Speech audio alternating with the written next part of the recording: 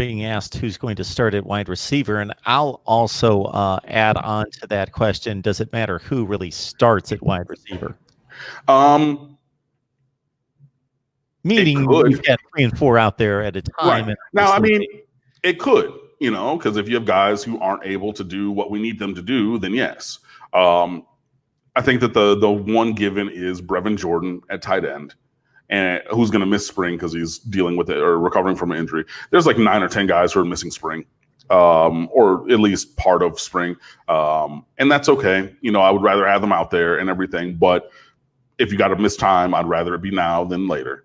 So, whoever starts at wide receiver, I think that that's open for debate and discussion based upon their performance in spring. If I'm looking into my crystal ball a little bit in the future, I'll say Mark Pope. I'll say D. Wiggins, just because he's a size speed kind of combination guy. And he has a size that's not common in our wide receiver room right now. And then, I don't know. I mean, we need some other size. We need speed. It could go either. It could go any way. I mean, it really could. I think that Mike Harley is going to be a rotation guy for us this year, whether he starts or not, just as a senior on this team.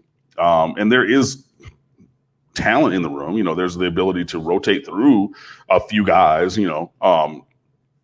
But yeah, I mean, it's going to really come down to whoever gets the playbook down and understands what their jobs are supposed to be. Because you're going to have interchangeable parts and things like that, and guys who can do different things. And Rhett Lashley, he's saying, like, look, when he was at SMU, we had guys running 4.6s, 4.65, 4.7, but they're still butt naked wide open, though. In those 4 seconds that play, they're playing as fast as they can, and they're getting wide open. But now you come to Miami where you got guys running 4.5 and under, 4.4 and under. At receiver. It's a different kind of beast, but they still got to be able to execute the plays. So I think that's a position just because, like Mark was saying, you have so many different guys on the field because you're going to go 3 and 4 wide more often than not, where there's more room for variation on who starts or plays than most other positions on the team. So we'll see about that one. Keith Brown is a player that Miami can land. He was at Gulliver Prep for a couple of years. He transferred to Miami Central.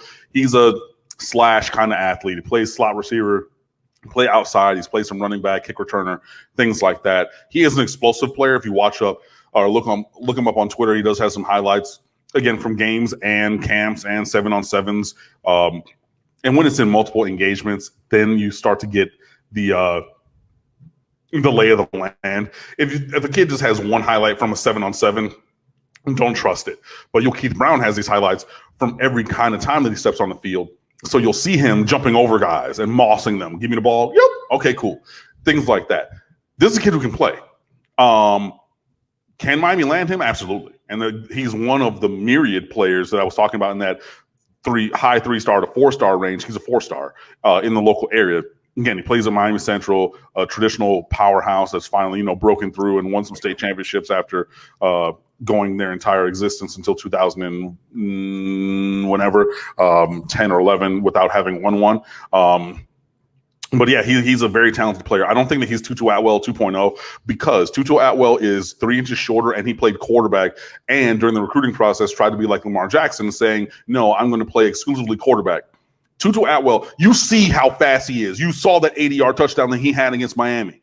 Bro, you're 5'7". You're not playing quarterback at this level. You're just not. And that can be highest, that can be a leader. That can be whatever ist you want to call. I mean, not racist because I'm black and I wasn't saying it because of that. You know what I mean? But if you say that he's too short and we just don't have players of that size and it's, heightist, fine. But that was what that was. And he finally came around to the point of, okay, I'll do the slot receiver thing. And you see that he's a dynamic player at that. It's not necessarily that with Keith Brown. It's not that he's playing out of position at the high school level. And again, Tutu Atwell was a damn good high school quarterback. I would have taken him on any high school team in America. That kid could play high school quarterback to an elite level. He just couldn't play at a college or the pro level. Keith Brown is playing the position he's going to play. So I think it's more about actually getting him in the class if Miami wants him than that misfit or disconnect on future utilization like there was with Tutu Atwell. We've got two more recruiting questions that I would like to hit on I'll go before we quickly. let Cam go and we shut things down. We've got Got it. JT Sounds. Where does Miami stand with the Miami Palmetto cornerbacks and where they stand with Ja'Cory Brooks? The Miami Palmetto cornerbacks are Corey Collier Jr., whose father played at Florida State, and Jason Marshall. Both of them are 6'2", 6'3". Marshall is a little bit more muscular at this point than is Collier. Collier is the one with the long dreads because Marshall has like a close cropped kind of blowout high top looking thing. So if you're looking at him, you're like, oh, well, I see a Palmetto that you don't see the hair coming out of the helmet. That one's Marshall. The one with the dreads all down, that's Collier.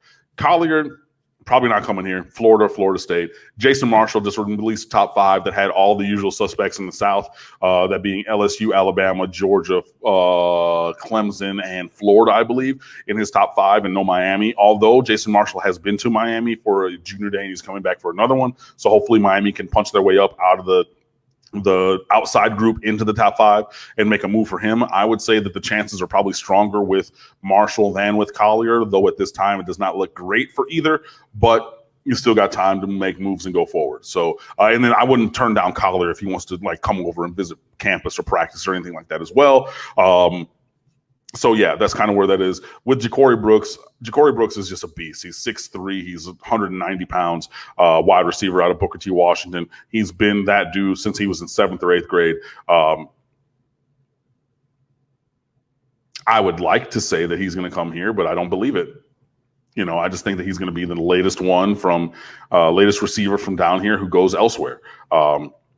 And whether that's any of the, insert here schools, that could be like Marcus Rosemy going to Georgia. That could be like, he's different than like a Jerry Jeudy, Calvin Ridley, Amari Cooper going to Alabama, because those guys they were faster. They're more sudden athletes than Ja'Cory Brooks. He's more of a size guy. Even though he has good speed, they're different fast than him. But I mean, he could go there. He could go to Clemson. He could any of those places. So, at this point with him, I fully expect it that he goes elsewhere. And I mean, hey, I would love it if the scenario proved me wrong. But that's that about that of those 3 guys. And then from Kane Forever, if you have anything, Cam, on the 5'11", 160-pound Malik Curtis out of Fort Myers. Nope, haven't seen him. I'll look make a note of the name and look him up later. I know that the speed guys that we were looking at, like a Christian Leary out of Orlando Edgewater. He's a guy who released a top 11 or 10, and Miami wasn't in it. But hopefully, again, Miami can make moves there. There's another couple of local guys, maybe even a Yule Keith Brown, like was just previously asked about. But the Malik Curtis kid is not a kid that I'm that familiar with, so I will have to do a little bit more research and get back to you on that one.